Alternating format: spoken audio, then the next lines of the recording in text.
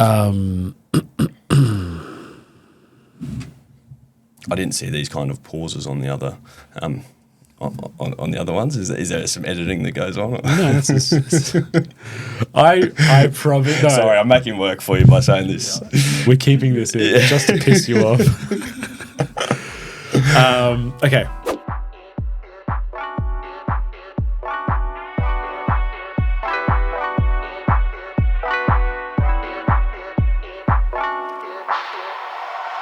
Welcome back, or welcome to another episode of the Success Times Happiness podcast. I'm your host, Richard Thompson. Today we have a good friend of mine, Gabe Hutchinson. And Gabe is a lawyer. He's our second lawyer on the show. But he's quite young. He's in his early 30s now. He owns his own law firm. He's just, I think, 7 or 8 weeks ago became a father. So a lot's going on. But the genesis, or at least the thought process for me, was the type of person that he is as a criminal lawyer from the very beginning.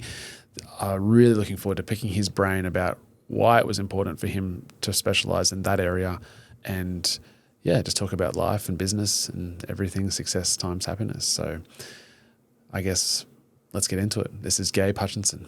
You are in my eyes, a young lawyer on the Sunshine Coast. We were colleagues at a previous firm growing up, when you were prior to you being admitted, then being admitted. And I felt we had a great working relationship. It was a lot of fun. And I thought I'd get you on now because where you are now is a lot different to where you were then, and in both work and in home. And I thought it'd be a great opportunity I think you're a wonderful person and have some intellect and insight that I'd like to tap into today, that I think a lot of people can learn from. Okay. All right. Well, I'd hope I can uphold that idea. Okay. So, firstly, your parents are not lawyers. No. So they've both come from media backgrounds. Mum's been a radio broadcaster on the Sunshine Coast for the last almost 25 years. They both met at radio school or film, television, radio school in Sydney, and had differing careers in the media. There's no one really in the family who has a legal background. So. And you've got 2 sisters? 2 sisters. How was that growing up? With mum was she always doing morning radio? Yeah. For the duration of our schooling life there. So mornings, mum was never there, and it was just dad and the 2 girls. Yep. So, felt very normal at the time, but dad would get us ready in the morning. Mum would pick us up in the afternoon, and had the added quirk of everyone, reminding you of what your mum had said on the radio 20 that minutes morning. Before, That's right. Yeah. So I think my favourite one was when she. I was in grade 8, so I just started high school, and she told everyone on the Sunshine Coast. Yeah, pretty much. I think everyone at school knew that I wore a certain pair of underpants every time the Broncos played as a kind of superstitious thing, which was a great way to kick off high school. So. But, goodness me. Yeah. Uncalled for. Well, after a lot of therapy, I'm past it and I can now talk about it. But recording in 2023, tell me you wore those same undies for the grand final. They're on right now. Yeah, she didn't add in that you never take them off. Yeah. And then so what drew you to law specifically? It wasn't any one thing. It helped that I was no good at maths or science, and I was always better at writing and kind of more creative skills rather than numbers and chemical compounds and things like that. Sure. So it was either. Going through high school was either that or probably try and become a journalist or something, close to the media. Yeah. Still with writing and expressiveness. Yeah. But just as it came time to choose what we'd do, in grade 12, I picked law and stuck stuck with it. But even in my first year, there was no clear signpost as to what I was going to go and do, what field I'd be in, and it all kind of materialised later on. So. And then you got into the firm that we met in Nambour, and Peter Boyce was essentially your mentor at that stage, and you're working underneath him really, really closely. Yeah. Primarily with crime and general litigation. So for people not knowing, that's essentially just duking it out and fighting with other people. Yeah, any court-based work or potential dispute matters that could end up in court. So, but there was a particularly heavy crime focus, at least early on. So, and Peter's an incredible lawyer and would have been an incredible person to work under that closely. But it would have been death by, you would have just been exposed so deeply. Yeah. And thrown in the deep end, and the expectation would have been really high, huh? Yeah. Well, I remember at what was effectively my job interview, he said to me, well, can you swim? Thought, that's a strange question. Yes, I can swim. But he was talking, of course, about the fact that, I'm going to chuck you in the deep end because that's how we do things, and that's exactly what it was. You learn by you learn by doing, and it was it's been the most important experience of my life, at least as far as my career is concerned, because it turned me into a lawyer, and in particular at that stage, it turned me into someone who could finally see what a career in law looked like. Yeah. So. And I've reached out to Peter, and he's going to come on the show, so that'll be interesting to get his side of that interview. So I'll preface that before you stitch yourself up. He's going to have a right of reply. Yeah, exactly. But we joked the other night about how you'd give something to him you've worked on a document that he's asked you to do, right? And you've given it to him, and he's busy, so you put it in his mail tray, and you'd get it back with fix. Yeah, see me. Well, yeah. See me or fix. Yeah. Just fix. Yeah, didn't tell you what was wrong with it. Just the fact that at some point, in some level, this is incorrect. Yep. And you need to fix it. Yep. So there was no spoon feeding. No, that's right. I mean, he made a point of not spoon feeding, of making you learn by your mistakes, and there were plenty of those. And but yeah, he is my mentor in the law, and he's a wonderful person. Yeah. And what did you learn being exposed to crime and defending at that age? Well, I think it came at a pretty important time for me because, as I said before, I didn't know exactly what I wanted to do. I was doing law because I thought it was the right thing to do. I liked the idea of being a lawyer, but I didn't actually know. I didn't have any home example to see what that turns into. In my first year at uni, I was pretty directionless, and haven't ever said this publicly, but I had a couple of instances where I had some run-ins with police, and not serious ones, but I was a 17 and 18-year-old kid who drank too much on a couple of occasions and ended up in police watch houses. And I was pretty aggrieved by how all of that went. It was all owing to my own stupidity, but I just thought the way in which I was dealt with and the way that the people that we saw as that you would see as protecting you are suddenly acting with aggression towards you, and that was really jarring for me. I didn't realise that this would come full circle for me, but working in crime made me understand that police aren't infallible. Humans are certainly fallible, and all of this deserves. Every person deserves a bit more scrutiny applied to the way that. That's right. Towards the way these things are treated by the courts, and so that felt really reassuring at the time because I was pretty upset. The trouble I'd caused for myself, as well as the knock-on effects of that in being dealt with by police, and that was just a really important stage of my life to see. Well, actually, there are ways to push back when when anyone in a position of power does something that's not necessarily by the book.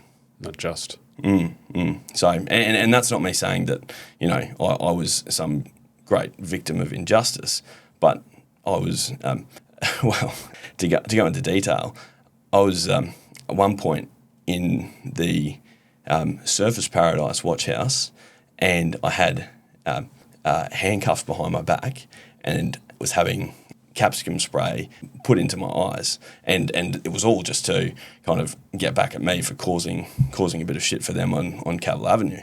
And how old are you? I've been 18 for 1 month, so and I was being an idiot, right? I was being an idiot, and I ran away from police. They caught me, and you know, threw me in the watch house, and then took me into the courtyard. And there was some publication in later times about this type of misconduct that would occur, where police would, on the Gold Coast, would put people in the courtyard, have them restrained, and apply capsicum spray as well as the hose on them so it washes out straight away, right, so as a bit of just, you know, sticking the boot in. So I felt pretty aggrieved by that, and this was all stuff I had to admit to the Supreme Court when I Justin, the character. Yeah, well, the fit and proper person test. So they were all suitability matters that I had to declare and did. So I imagine it would have been a podcast set up like that with the the judge. That's right. Yeah. It was Chief Justice Holmes sitting across from me, but no, with the microphones. Yeah. So, but so how pissed were you, well, Mr. Hutchinson? But so that was a really kind of traumatic experience for me, that I saw through Peter. There are ways of pushing it back against those power, those abuses of power. So give me a timeline here. That was first year uni. Yeah. So we're talking. You're doing law, sort of aimlessly though. Yeah. Does that not kick you into gear and go, all right, were you looking to be a criminal lawyer as a result of that, or did that give you motivation? No, it was it took. So it was 2 years later that I was with Peter. So what I did from there is I took a gap year after that. So 2008's first year of uni. Then I take a gap year. I go and worked on a gold mine in Bendigo. Went and travelled through Europe for 6 months, and then came back and you know, refreshed and whatever else, and started working with Peter sometime thereafter, and it wasn't that there was any kind of lightning rod to say, oh well, you now need to do criminal law work. It was more that it hit me in the face when I was working with Peter. He would show you, well, when there are injustices done, there are ways to fight back against that. And was it conscious of you going back to when you were 18 on Cavill Avenue, or was this sort of an unconscious? Oh no, that was just the work that Peter would do. Appreciate that. But in terms of internally for you, are you like, yeah, this is absolutely. I was thinking, well, you know, and then we'd go on to act for countless people who have. I can remember just one time, classic example, a guy out the front of a nightclub. He's charged with public nuisance and obstructing police and all of this, and we got the CCTV, and it just shows him sitting out the back of a police van, and a police officer just comes up and knees him in the stomach, and you know, sure, he was creating drama for them, but there were just.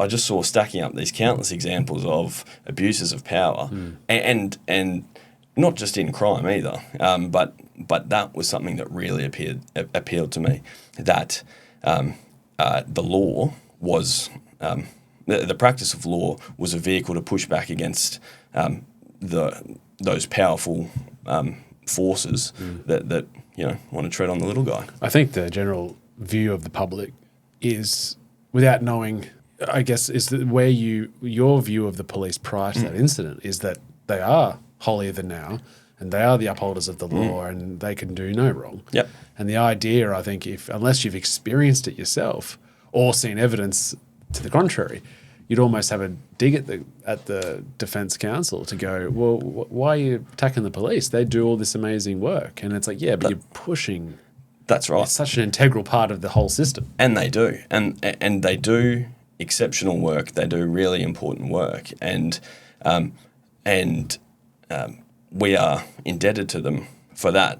But it doesn't give them it doesn't give other aspects of the force the right to engage in that kind of misconduct. And I'd postulate the idea that without that rigor, that testing by defense lawyers, criminal defense lawyers, then corruption ensues, and it becomes crazy. And if you're in the police force and you can't see that, then I think you're not seeing it for what it could be. Absolutely. But that's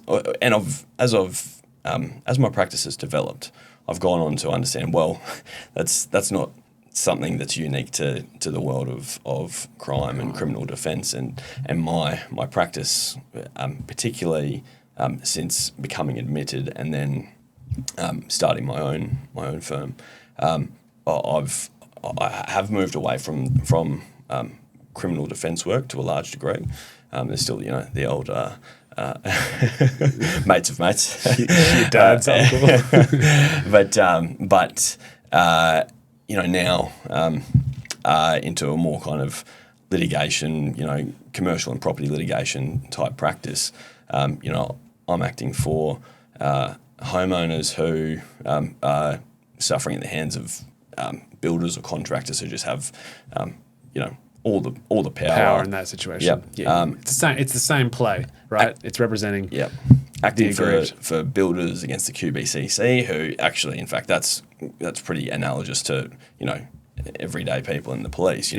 That's their regulator. That's their surely the QBCC is hunky dory. Squeaky clean.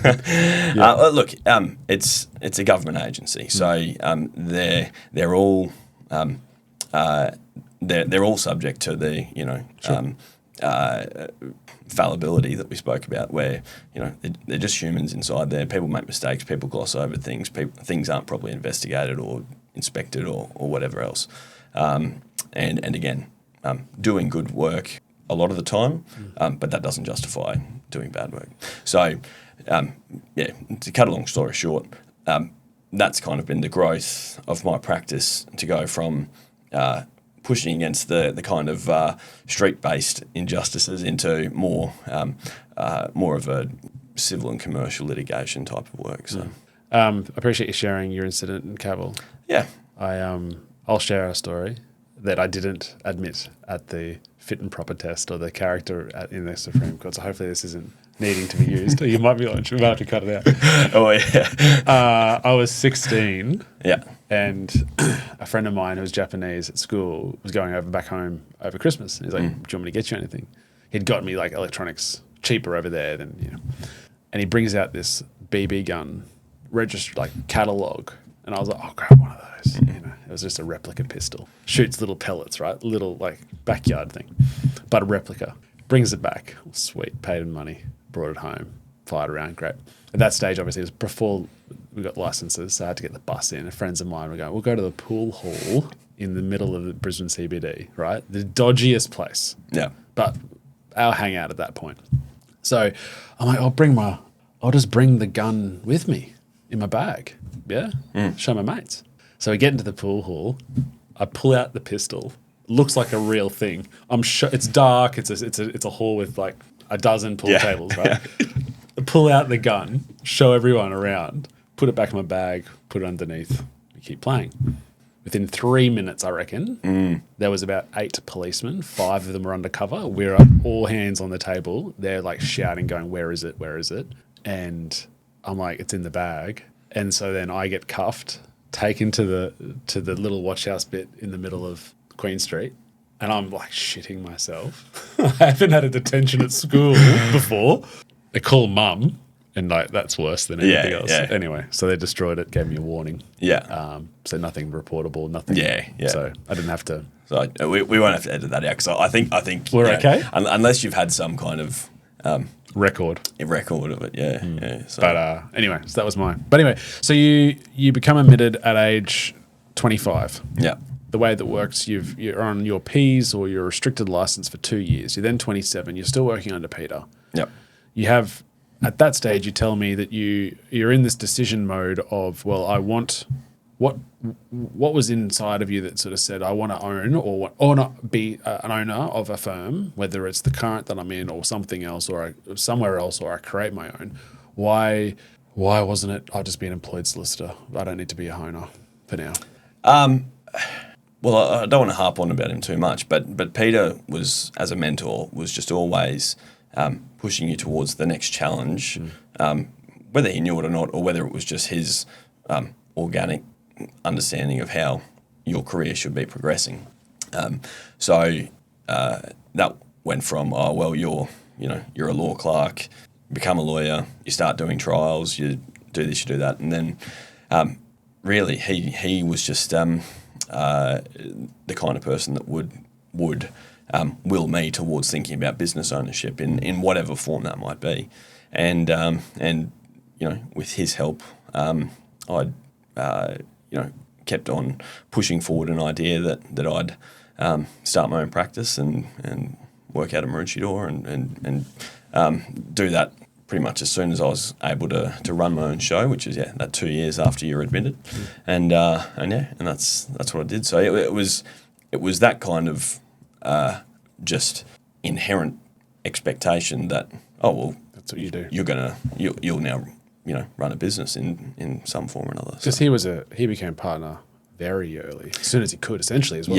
Yeah. So that's where it comes from. Yeah. That's right. And so you opened up Clutch Legal. Mm-hmm. How was that in the early stages? Yeah, it was good. I'll show you some photos of my office in the very early stages, where I had a desk, a laptop, and a standing desk, which was another chair on top of that desk. Well, quite progressive.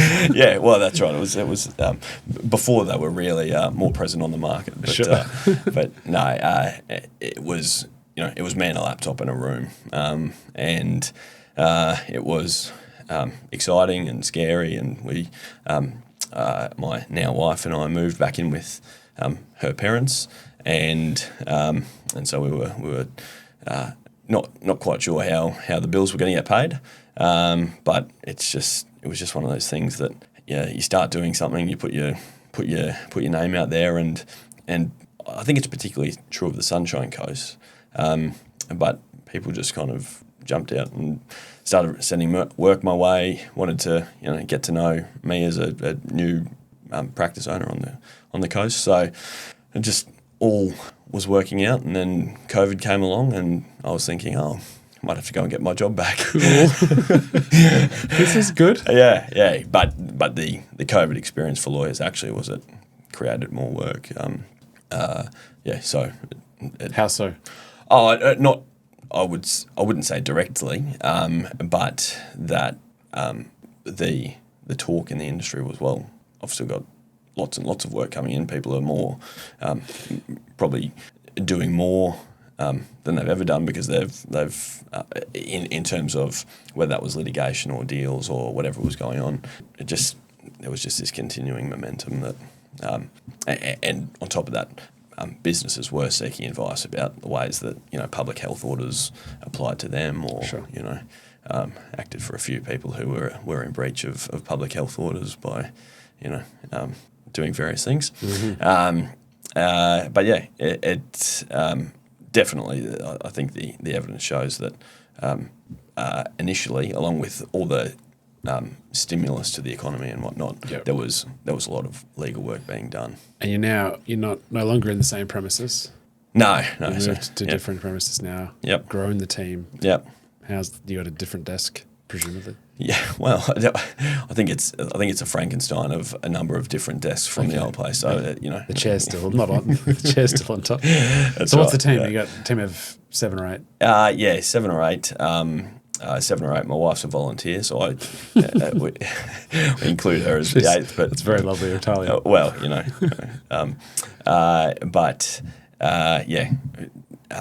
That's probably been the thing that I've loved the most about it. You create this practice, and it goes from being an idea in your head, and how do you name this thing? What are you going to do? You got to tell everyone about yourself on the website, and to all of a sudden you've got a sign up people knocking on the door to do work, and growing that team has been the most enjoyable part for me, because I really like the people that we work with. Everyone works together in a really kind, considerate way, and they're just great people. So that's really been the highlight of it for me. What's the goal? Look, it's a pretty modest goal. It's just to keep practicing, keep a strong team together, do more interesting, keep doing interesting work and do more of it. I don't have any particularly high growth goals. I want to expand the team, but we're currently at a point where it's about just right for me as the sole equity holder. I discovered a few, probably embarrassingly recently, that the type of work that we do, being litigation, you'll never be someone's everyday lawyer, but the most important people in your world are those who are people's everyday lawyers, people's transactional lawyers, and the rest of it. Just nurturing those relationships and getting that good referral work, and being trying to become known as the one of the more experienced litigators on the Sunshine Coast. I like that. Yeah. How big is the team? How big do you think the team can get? Oh, look. So the way we work at the moment, we've got 3 lawyers, including myself, 2 admin staff, 2 law clerks. Really, in that pyramid, you really need to have someone else like me, or have one of the solicitors step up. Yeah, start go into a more of a leadership position. So I think the pyramid's good for pretty set. But if we're talking about growth, it's to create the next pyramid, or start building the next pyramid. Yeah, nice. So. And you've only recently become a dad? Yes.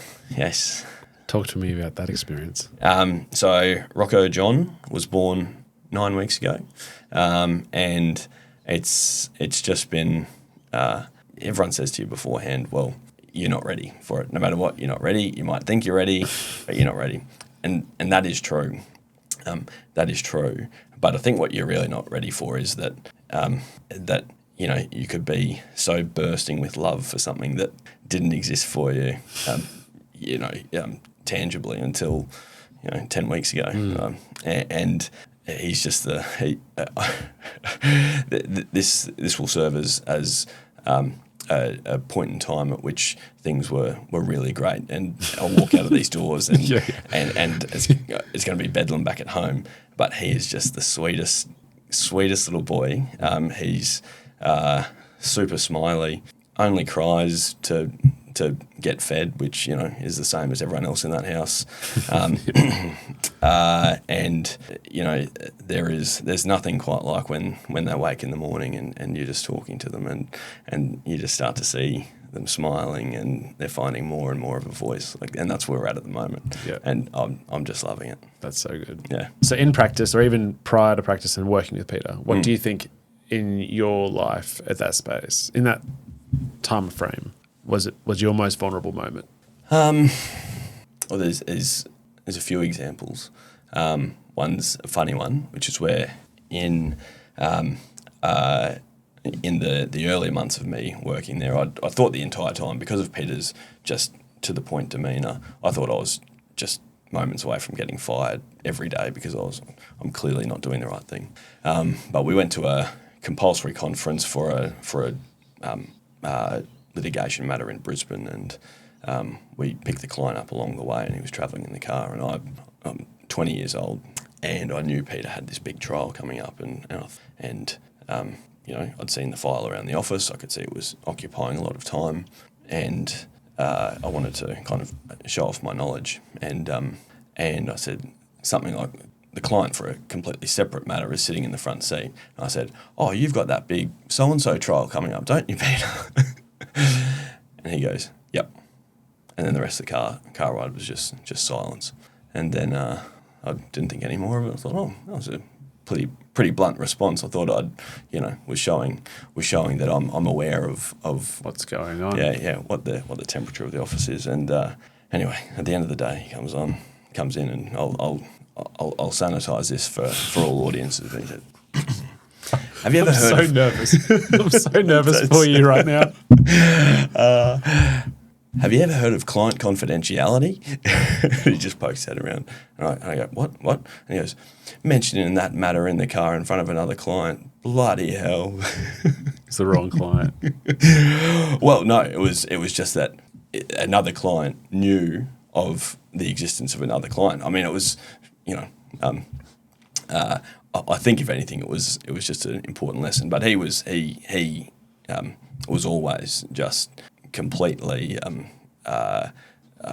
ruthless about confidentiality, and as any lawyer is, but to the point where if we parked at court, he'd make us do a check of the car to make sure all the file labels were turned down. And I've always done it now too, but the things that you don't think of, and so, but he was just absolutely ruthless about it, and rightly so. But I'd been there 3 months, and I thought I was, talking about, hey, how busy he was in the office. But instead I was advertising one client in front of another. Yeah, so, and that is, and I don't know how he does it, because I found when I worked a little bit with him on a couple of the matters, it would be, he had this incredible ability, and you would have seen it every day, no matter what was going on, and there was 1,000 things going on. When he's talking to you as a client or in that room, it's like you're the only file he has. Yeah. On a confidential basis. You breached, but also an attention level. Yeah. And I don't know what he did, but it was like holy in that moment. Yeah. I think that just comes back to a real passion for the story of the client, wanting to respect the fact that they're there to see you, and paying that back by listening. And really the thing that one of the most important things I've learned is, his style of litigation is, we're in this together. I'm fully on board with this. We're going to go show them what's what, or, depending on the circumstance. But he'd really, every client knew that he was on their side, and bugger the rest of them. So, yeah. Any other vulnerable moments? I can. The other one that jumps out at me is when I had just started my new practice, and a client who I'd known for some time hadn't paid their mortgage and had a default judgment against them, and were giving me all these reasons as to why, and instructed me to file an application in the Supreme Court. And they didn't have much money, and I was early on in my practice, and I thought, I'll just go and prepare the Supreme Court application. I understand you're on hard times, so we can't afford a barrister, so we won't argue an application before a Supreme Court justice. And so it was Justice Bond at the time, and we had a pretty ordinary application as it was. He'd been served with the proceedings. There was no real argument as to why. To set aside the judgment. To set aside the that default was your judgment. application. Yeah. So we were behind the 8 ball as it was, and I thought, we'll have a throw at the stumps. And anyway, Justice Bond just absolutely smashed me. Just picked me up on really technical parts of the commercial loan application, all of that, and it was it was a huge underestimation by me. Not that I wouldn't be able to appear in those things, but just that I thought that I could just have a go at the stumps and say, in the interest of fairness, let's give us another crack at this. Give us a win. But it was just that really I felt very vulnerable standing in the Supreme Court, getting whacked by Justice Bond, and rightly so. But this podcast is centered around concept of success and happiness. How do you view that? And you've got in the last few years, such a changing dynamic of your life being getting married, having Rocco, going from an employed solicitor to owning your firm to moving premises to bringing on a bigger team, is the idea of success and happiness and the path you're going towards going in the future, how often do you come back to yourself and think, like consciously think, is this the way we want to go, or is it, how does Gabe sort his life out? Yeah. And I think the answer to that is not often enough am I conscious of the significant milestones and checkpoints that I've passed. It was 3 and a bit years ago that we were living with our parents-in-law and, trying to afford a second desk at the office and, Then a second chair.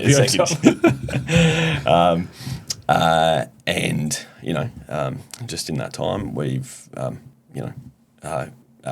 bought a house, started employing people, gotten married, had a baby. So it's huge, man. Yeah. It's been a big 4 years. Not often enough do I think sit back and go, oh, actually, this is your things are progressing nicely, right? But they are, and I'm really proud to be able to say that and feel it. But yeah, I think should certainly be more conscious of it.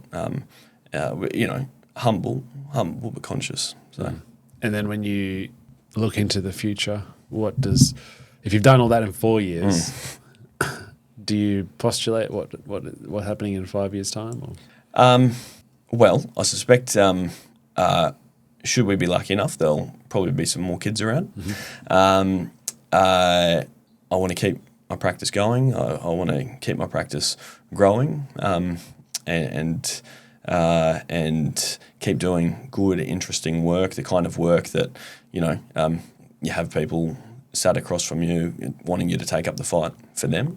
Mm-hmm. That's really motivating to me. I think that's largely it, as well as just always staying open to new opportunities, new ways to do business, to practice law, to run a household, all of that. It's just always looking out for other opportunities. So yeah, awesome. All right, at the end of every episode, we have 5 quick fire questions. Yep. Yeah, I've given them to you. Mm-hmm. So the first one is your number one tip for people looking to be more successful in their life. I think the most important thing is either stay disciplined or become disciplined. I had to become disciplined because I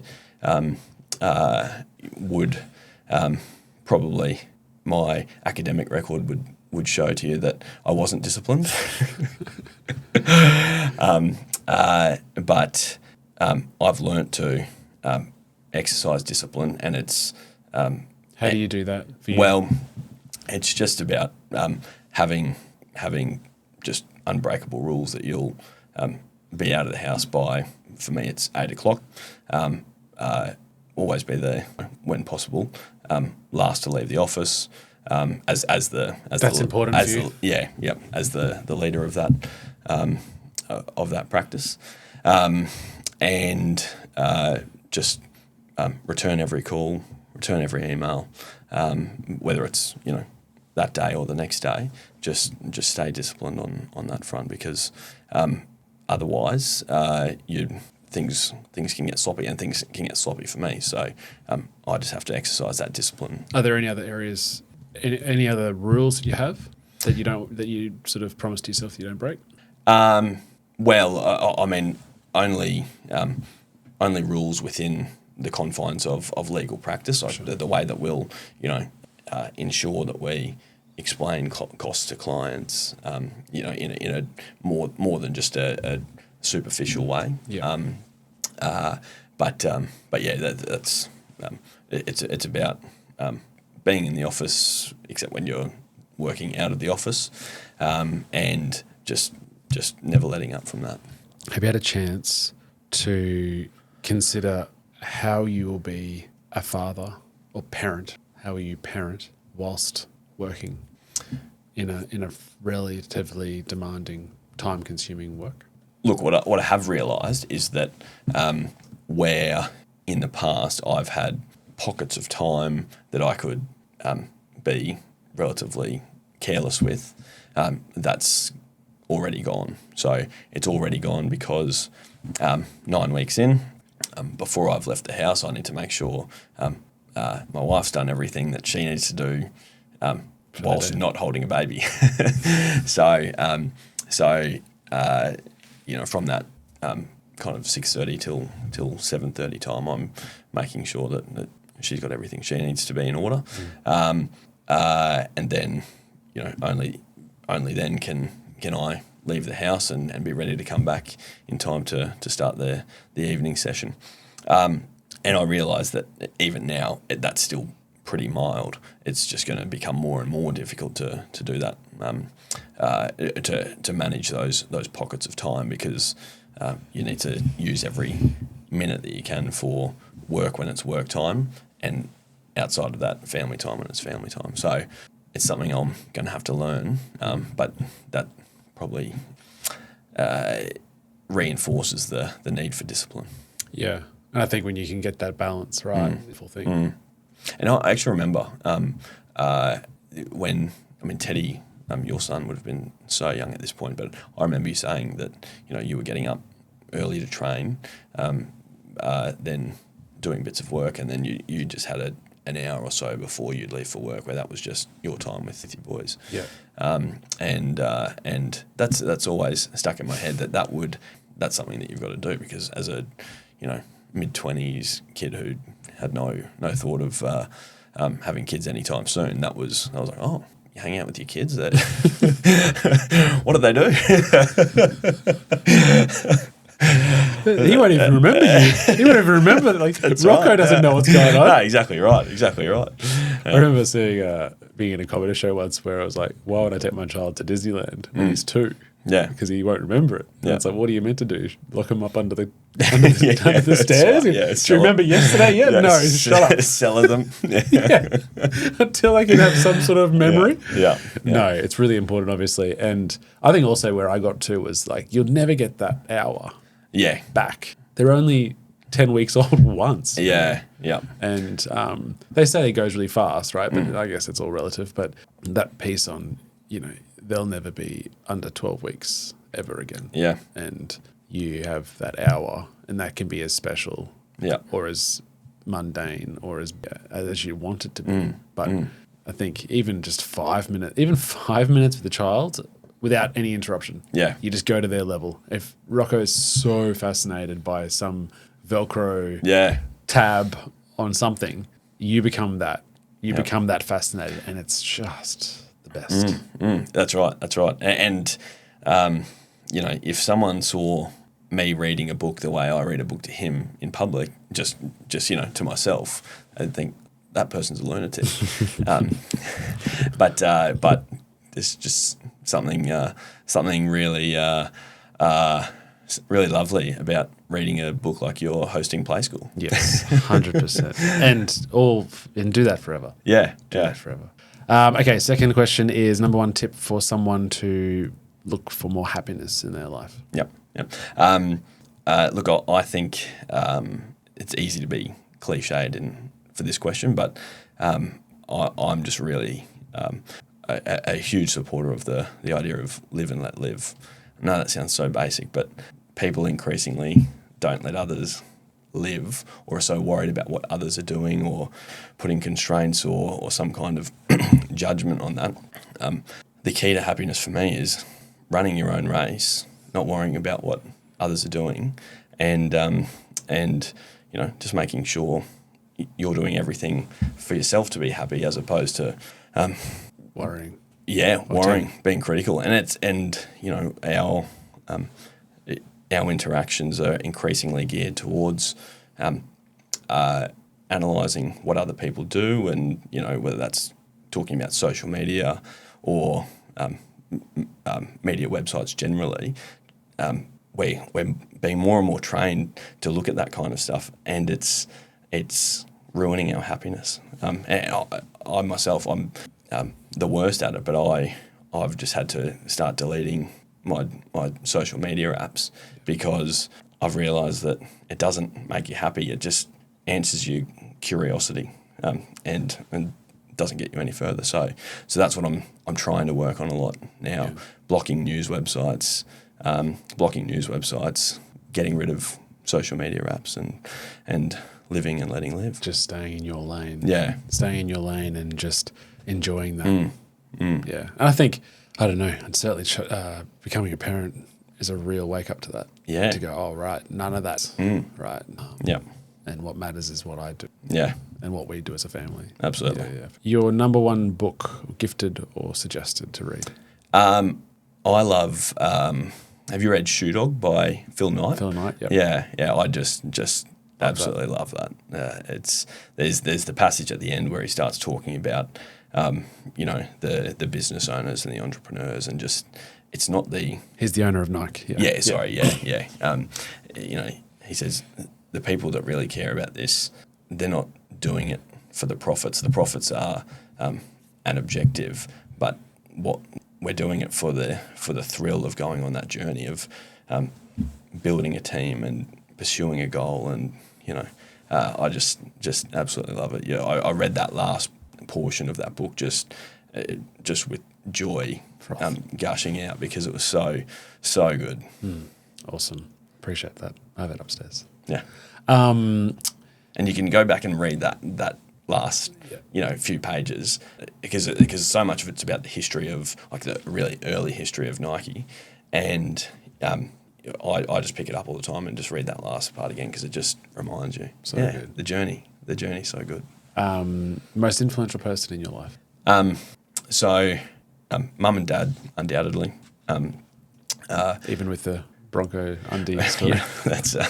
Are they Bronco licensed undies? No. So they're that were just Superman undies, or yeah, they were that's particular right. type. Yeah, Perfect. particular type. Just had to exactly. make sure. So I'll cut Just it up. had a live viewer ask that question. Yeah, that's right. So Mum has always instilled in me and everyone else a passion for justice.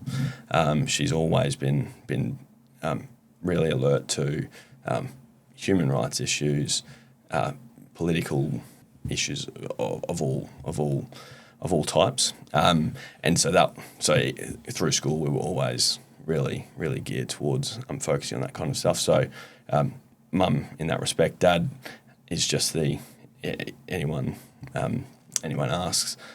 He's just the voice of reason, and he's an engineer by qualification, but he never wanted to really be an engineer. He just did it because, well, he thought he had to go to uni, and he was pretty clever.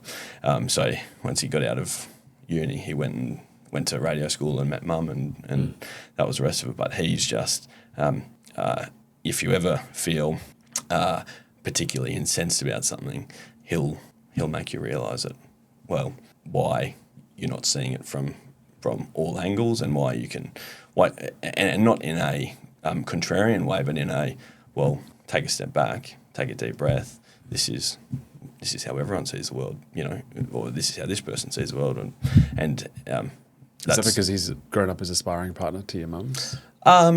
Well, I think he's just always been known how to be a moderate voice when Mum might be so impassioned about an issue. He can temper that, but they're pretty aligned in terms of beliefs. Sure. But definitely that kind of moderate voice against a very passionate one. So and there's Peter, who we've spoken about at great length, and the most important is actually my wife. I said at our vows that she really taught me to be an adult. So I said that in the wedding speech. She taught me to be an adult, and really, without her, the business wouldn't be what it is. It would, still be on a, chair desk, chair, and she's just absolutely flourishing as a mother, and I love it a bit. And final question is a podcast guest that we should have, famous or otherwise. Yeah. that you think we should have?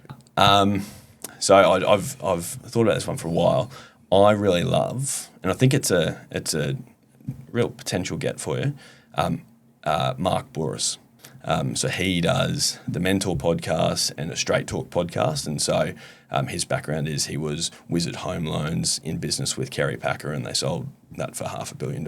And his story of that, again, journey is just such a good story. Like it's really, really great. It's in a million places on podcasts, in podcast land, but yeah, he'd be really good. And he's on the board of the Sydney Roosters, and but he's just so in tune with so much of what you're about, business, success, happiness, all of that. So, awesome. That's a great idea. Yeah. So I think he's a reasonable get for you. Yeah. I think we'll see. Yeah. Gabe Hutchinson, thank you so much for coming in on the weekend, talking a little bit about your life, and we're looking forward to seeing the up and up of where you're headed, both at home and with Clutch Legal.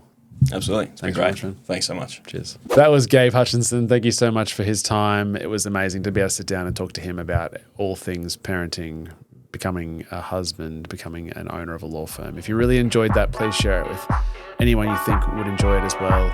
And follow us or subscribe to us as a podcast, wherever you get your podcasts. That'd be great. Until next time, peace.